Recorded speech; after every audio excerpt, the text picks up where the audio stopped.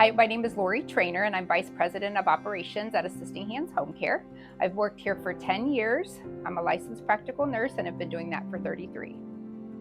My name is Robin Gorel. I'm the Care Management Director with Assisting Hands Home Care. I'm Lorelei Privet.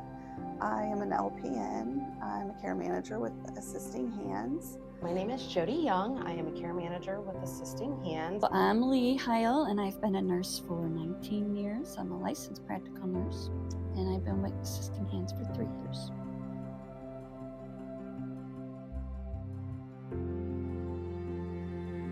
There was a lady that I do think about.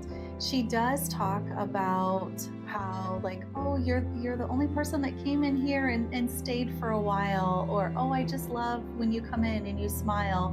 And I think that we forget that oftentimes when we go into our clients' homes or to a patient's room in a hospital or a facility, we may be the only person that they see that day. And so she just kind of reminded me of that when she said, oh, I really appreciate your smile. I really appreciate when you stick around and talk to me.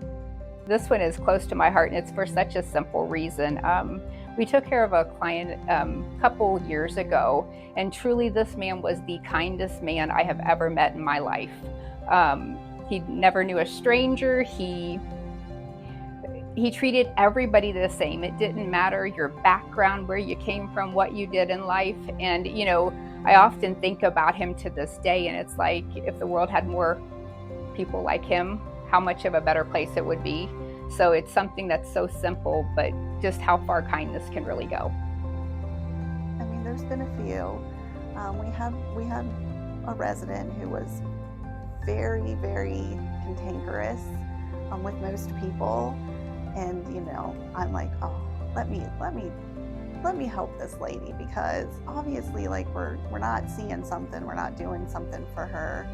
And she was in skilled nursing, and she did not want to be there. It was a surprise to her when she got there.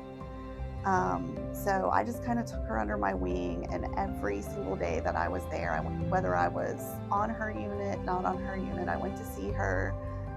I knew that she loved Coca-Cola, so I would get her a Coke out of the machine. I would sit there and talk to her, and it probably took 3 or 4 weeks, and she started to kind of calm down and understand why she was there. And until the day that she left, I was there every single day. I would go and see her.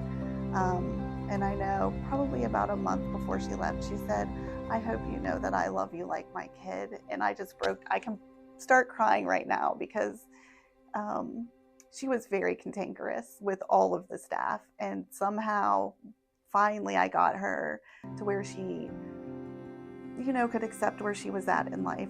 I was doing clinicals at Mercy Fairfield on the oncology floor, and my patient that night was a man dying of cancer, and he looked exactly like my father. Spitting image of him. My father had died when I was 16 of cancer.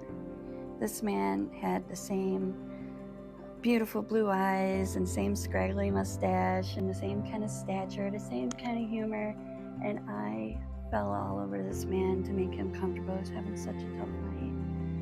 He ended up dying a couple days later, but I felt like I had made a difference, because I realized that the people I'm working with are somebody's dad. I felt like I was able to give my dad the care that I wanted to give him at the end.